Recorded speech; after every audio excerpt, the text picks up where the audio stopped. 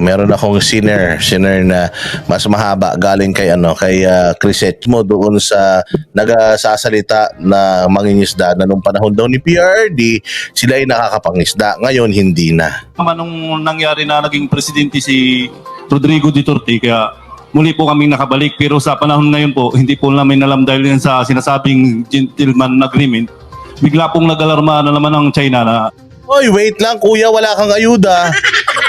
Ha, kuya, bida-bida ka ha.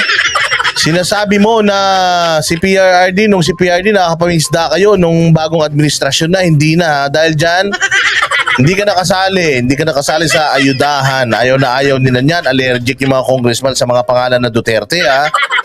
O kuya, tandaan mo yan. Kapag hindi ka nabigyan ng ng ayuda, magsabi ka sa amin, bibigyan ka namin ni Banatbay ha. nung May 14 is nakabaho din kami lang po. Dahil nandito naman po kayo, dahil sa pinag-iusapan natin na kung anong tulong ang gusto naming maibigay nyo sa amin. Marami na pong salamat na kung ano man po yung may bibigay nyo sa aming livelihood. Pero ang isang gusto lang po naming iparating sa inyo, yung security lang po namin na kung anong seguridad ang dapat naming maano dyan sa paglalakbay namin papunta po sa Scarborough. Na gaya ng sinabi, ngayong June 15, manguhuli sila. Paano naman po kaming talagang laging dyan po nangingisda sa Baho di Masinloc. Yun lang naman po ang gusto namin iparating sa inyo na kung ano ang may bibigay na seguridad para sa aming mga mangisda. Tinatanong ko po, Siguro pinakamaganda kuya, magsama kayo ng isang congressman bawat bangka. Isang congressman bawat bangka. Halimbawa, ilang bangka kayo dyan? 300 yung congressman eh. Isama nyo lahat, 300 na bangka, tigi isang congressman. Total, magagaling naman yan para pag nanghuli China, pati sila damay.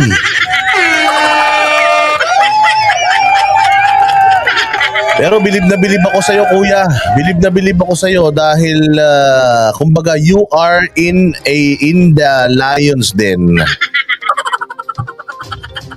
Nasa Lions Den ka.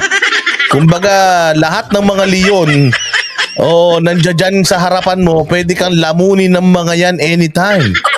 Mantakin mo, tinabla mo. Tinabla mo ang administrasyon at sinabi mo na noong panahon ni PRD, okay, nakakalayag kami dyan. Ngayon lang, para kayong mga loko-loko eh. Kung ano-anong ginagawa niyo sa China, pati kami tuloy, hindi na makapangisda. Kung ano-anong pahirap ang dinudulot niyo sa amin, puro naman kayong mga pansarili lang.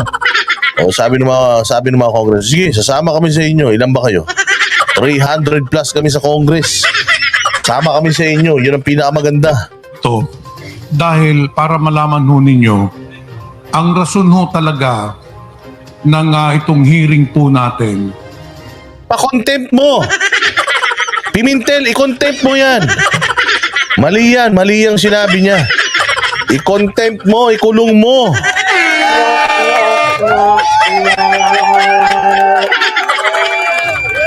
Pucha, nakayuko lahat Yung mga yung Powerpuff Girls nakayuko lahat, nagse-cellphone Sabi ko, tangina. Tarantado to Sino ba nagsama dyan? Sabi walang DDS dapat na mangingisdang pupunta.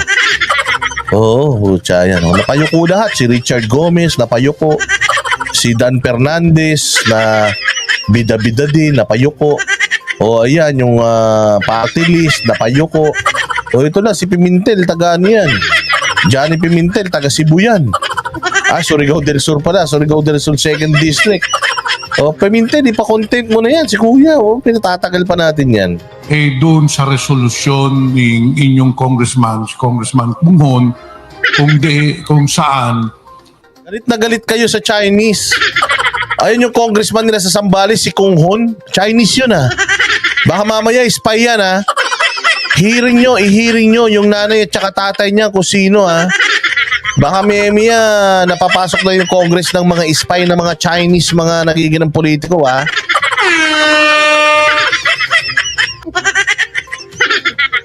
hindi ba yung Kung Hon? Nagtagal kayo sa China. Yung kasama niyong kongresista, Chinese. Diyos mio. Hinihiling niya na imbestigahan yung sinasabing gentleman's agreement. Kasi lumabas po sa TV, itong Chinese ambassador ay nagsalita na may nagkaroon daw ng panahon ni Pangulong Duterte ng gentleman's agreement. Kaya tinanong ko po sa inyo, kung kailan talaga naghigpit.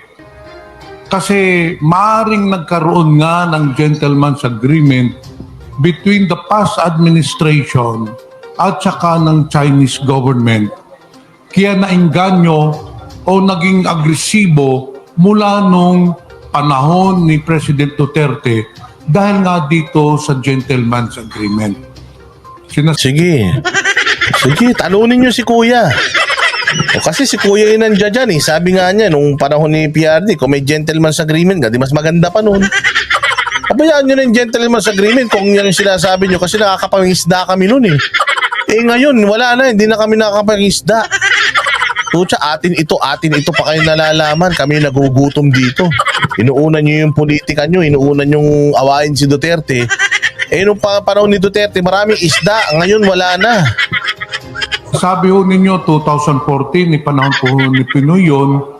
But then, lately, nakita po natin, masyado talagang agresibo sila bago pa man dumating ang administrasyon ni President Marcos, no?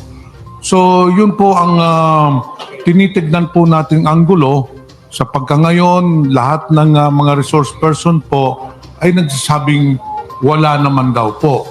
Pero sa galaw po ng mga Chinese government ngayon, na grabe talaga ang kanilang mga hakbang na ginagawa, nagpapadala ng ilang barko, nagkakaroon ng mga ikangang mga insidente na hindi maganda. So this could be a result ng gentleman's agreement na sinasabi ng Chinese ambassador.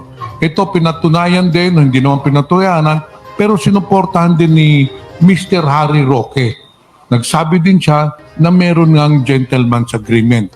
Kaya po tayo pumunta rin dito para makita po natin ang inyong sitwasyon.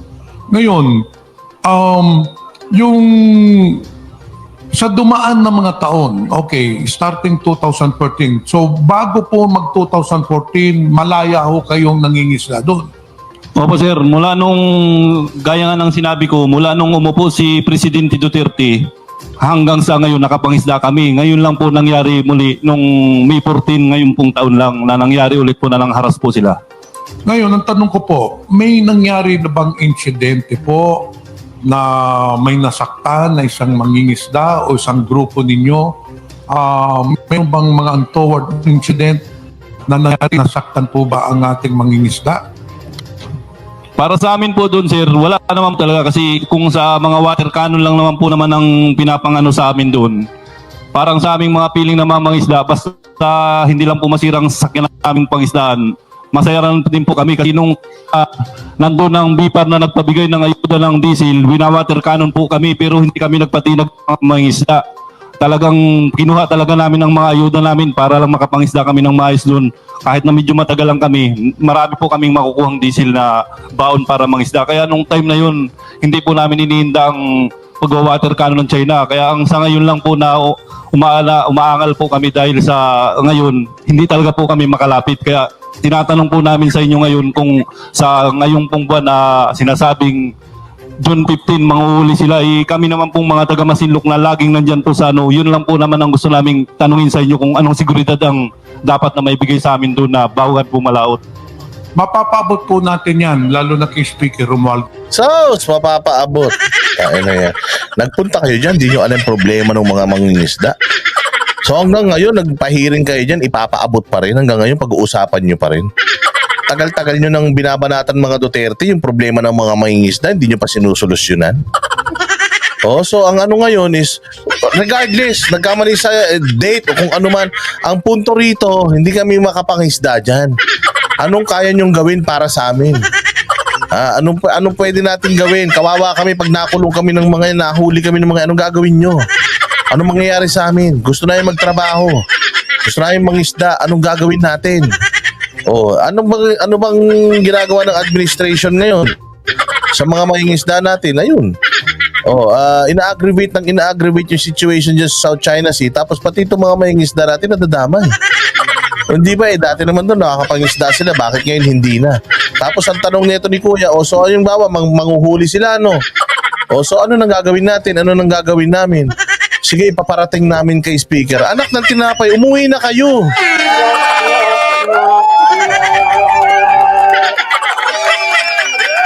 Uwi na eh. Paparating nyo pala. Paano makakarating yan? Nandiyan pa kayo. Parating nyo na.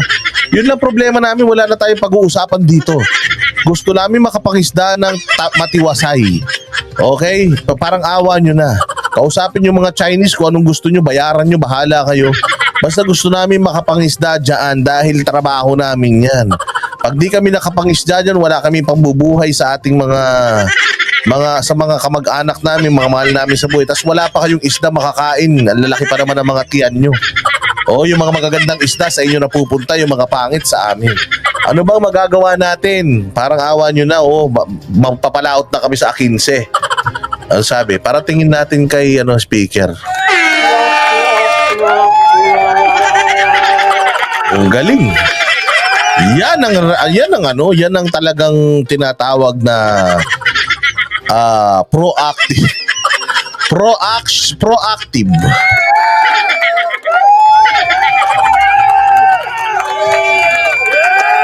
So ang dami ng tanong, ang dami sinabi nila nung tinanong ni Kuya, ano ba magagawa mo? Pag-aralan natin. Kausapin namin si Speaker. Kaya nga po nang kami nandito, dahil mapakinggan, alam mo natin yung kalagayan ninyo. Isang tanong ko po, kayo ba ay nakatanggap na po ba? Alam mo natin na hindi nagpabaya si Mayor Lim sa inyo.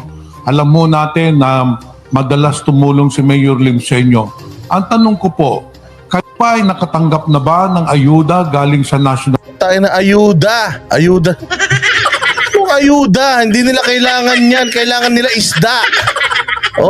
Cecilia Resurrection, pinapasabi ni August, sama daw ng ugali. Ano si August? Hi Cecilia Resurrection. Sabi mo kay August, bati na kami, uwi na siya.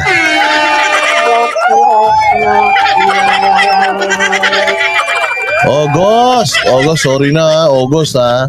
Sorry na August, sige bati-batiin kita kahit June pa lang, batiin na kita ng hanggang August ha.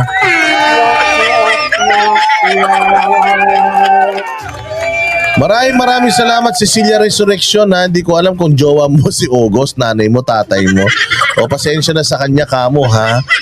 Wag na siyang magalit. Batiin ko na siya araw-araw. Thank you very much Cecilia Resurrection. You are amazing.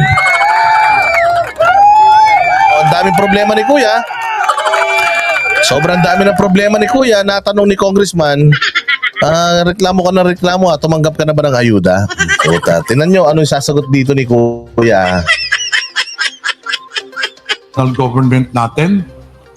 Sa ngayon sir, hindi ko po alam yun kasi lahat po tatanggap namin na mga tulong sa aming mga sa Masinloc.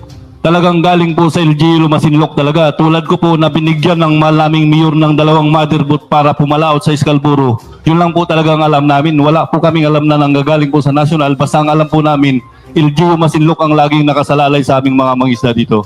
Kaya nga, ngayon na nalaman natin na hindi pa kayo nakakatanggap ng Ako po, Ayun, palakpakan.